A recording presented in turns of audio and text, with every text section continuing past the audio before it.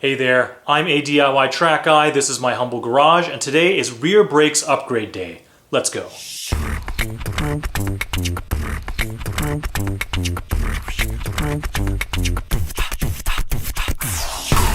Alright, so what are we working with here?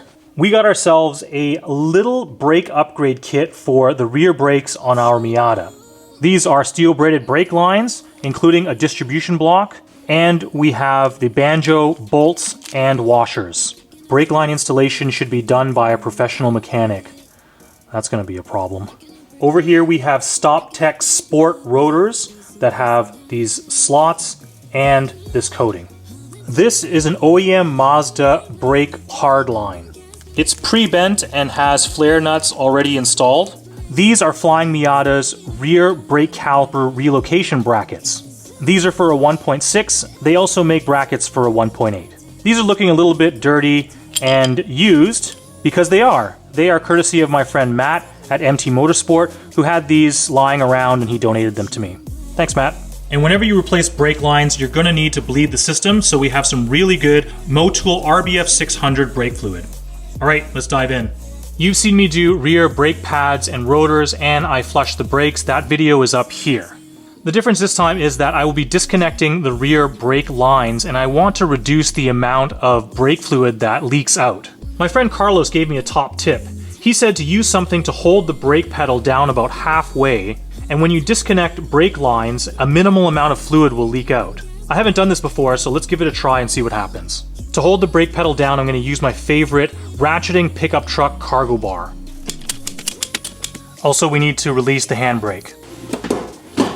So this is the rear left corner, and you'll see that there's this hard line that comes into this flare nut and to this brake line. If you watched my previous brake upgrade video, you'll know that I had problems getting this flare nut off, in that I couldn't. This time I'm going to give it another go.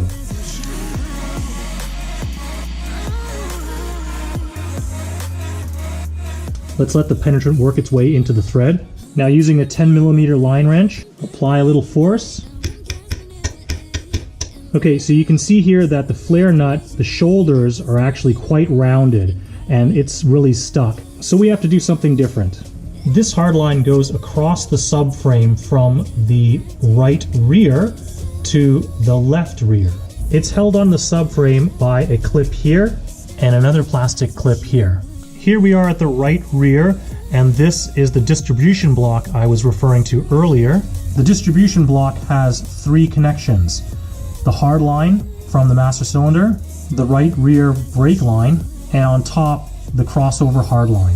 Since we're over here, why don't we try to get these flare nuts off?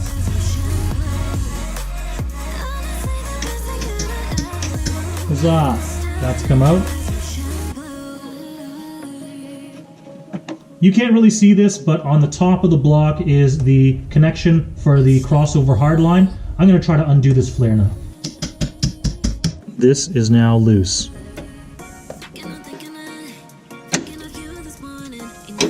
Now we remove this clip. Next, I'm going to cut this hard line with a pair of tin snips.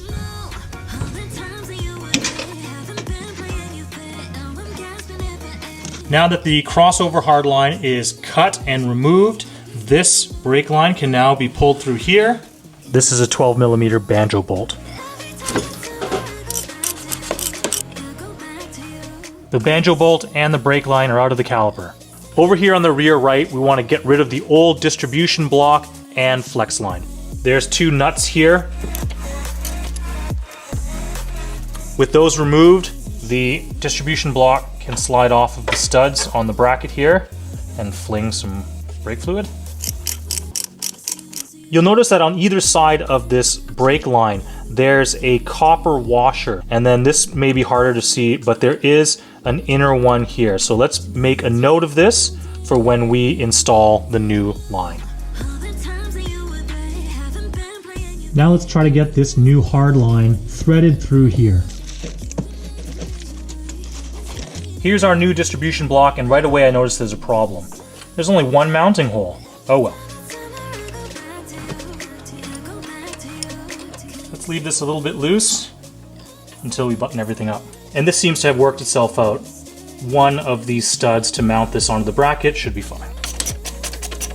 And here it is. Our new distribution block is mounted to this bracket and our flexible stainless line that will go to the caliper. We'll just leave this loose for now, but I need to remember these need to be tightened up before we fill it with fluid. Now that the distribution block is where we want it to be and the hard line is positioned accordingly, we want to clip this into these plastic clips on the subframe. With a little bit of lube, this hard line clipped into this plastic clip quite nicely, and the end of the hard line here is lined up perfectly with this bracket threaded through this hole. Let's leave this loose for now so I can adjust the rotation of the brake line. As mentioned, you've seen me do this job before, removing the caliper and rotor, so I'm just going to get to it.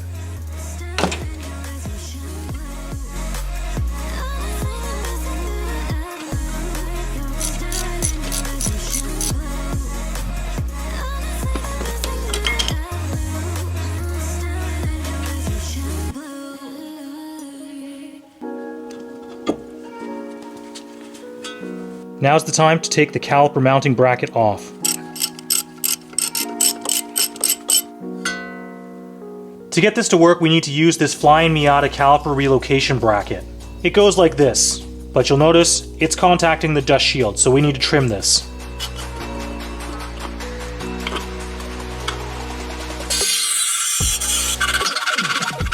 We need to make some clearance for the new rotor because it comes into contact with the dust shield here. So I just put the old rotor on and I'm just going to lever this thing back. And now this can rotate without scraping the rotor.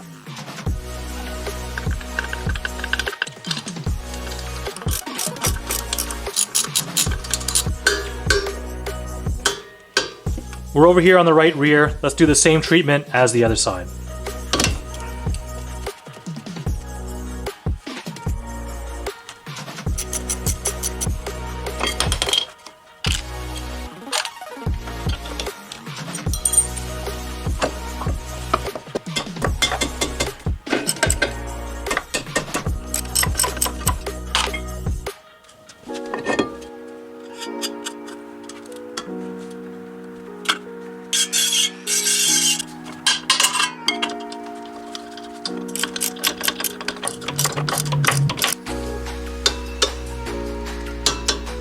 Due to my OCD, I need to do something about these brackets and calipers. Good thing they were just dirty, not too rusty. Everyone knows that calipers have to be red. These brackets will be easy because I can paint them off the car. For the brake calipers, we'll need to paint them on the car. Next, we mask off any area we don't want to get paint on.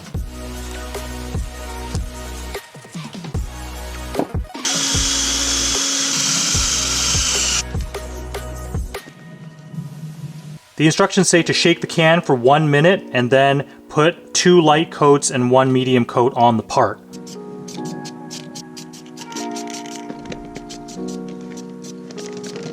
So now that the paint's dried for more than 3 hours, you'll notice that there is some pretty bad fisheye on this paint job. Another oops here is that I managed to paint the piston cylinder and the boot. Where I'm from, we have an expression when these kind of things happen. Close enough for Canada. So why are we doing this job in the first place? You might ask, didn't you just replace the rear rotors a couple of videos ago? That's a valid question.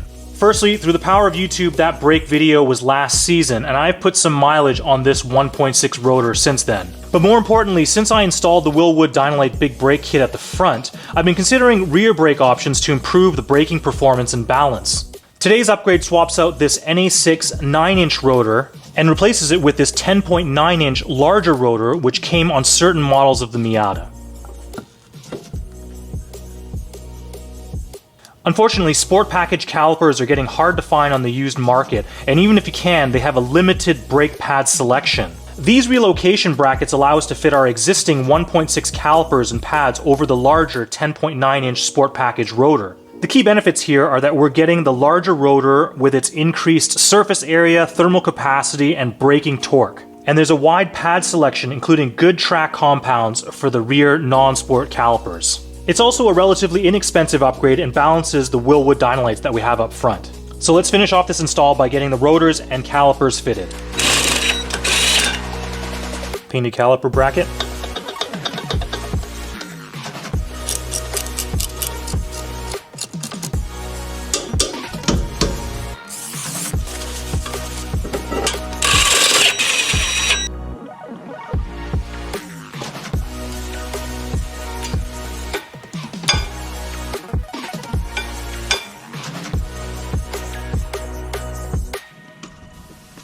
A little problem here, this emergency brake line is a little bit too tight for me to rotate the caliper down to meet up with this hole here. So I'm going to unbolt this bracket here to give this line a little bit more slack.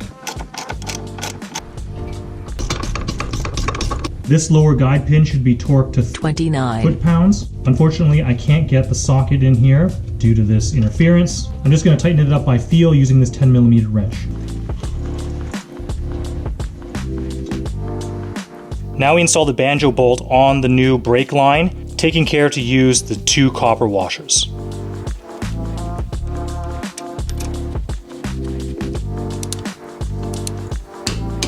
Now we snug up the brake line.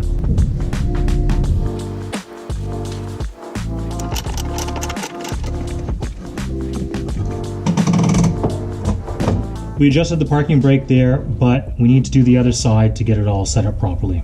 I'm not going to put this cover bolt on just yet. So that's one side done. Let's do the same on the other side.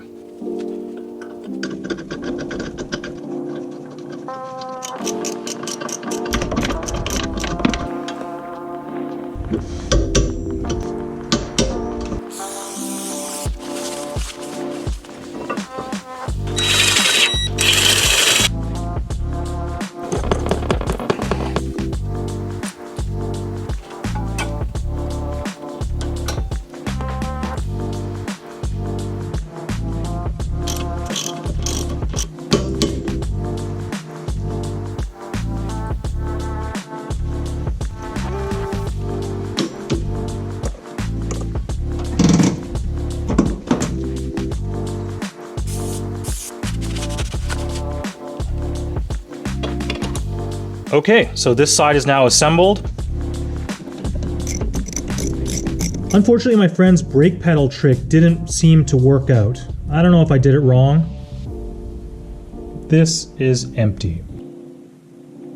I still don't have any friends willing to help me out on this, so I'm gonna have to do this by myself again. So this is a vacuum pump that you can use to bleed your brakes. There's the pump itself, this hose that goes to the bleed screw, and this reservoir that I clamped to this piece of wood so it doesn't fall over. This end goes to the bleed screw here. I like to prime this thing up before I open the bleed screw.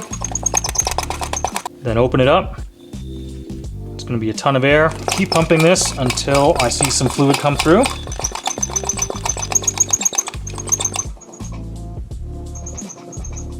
The problem with vacuum bleeding is that you can see a ton of air bubbles come out. That could be that there's air in the system, which this definitely has, but also you could get air through the bleed screw or even this cap. So this isn't the best way to do the job. If you have a friend, unlike me, get them to help you do a pedal bleed. So as a reminder for the brake bleed sequence, we are at the left rear corner. By brake line distance, this is the furthest from the master cylinder. Then it's the right rear, right front, and lastly, the left front. As you can see, the fluid that's come through this caliper seems pretty clear, and this is a second reservoir that I've bled. So I'm gonna say that this side is done and move on to the right rear.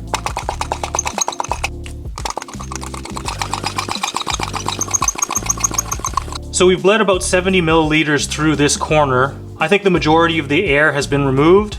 So just to be safe, I'm gonna do the front corners as well, but you've seen me do that before, so I'm not gonna film it this time. So what did we learn today? Well, first of all, flare nuts still suck. I had a lot of trouble removing that flare nut on the left rear corner, but I kind of expected that. That's why I had that Mazda crossover hardline, and I didn't mind cutting that old hardline. Doing it that way was great because we didn't have to bother with that stuck flare nut.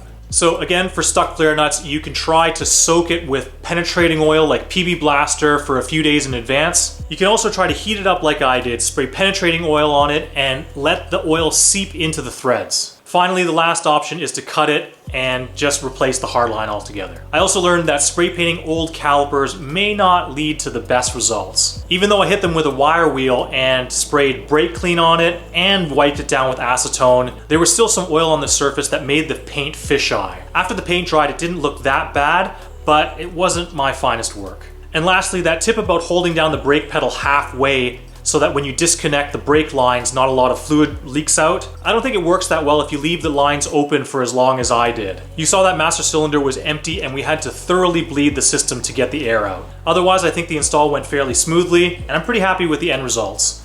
That's it from the Mostly Useless Garage. Take care of yourselves and the ones that you love. You keep being awesome, I'll keep being useless. Thank you so much for watching.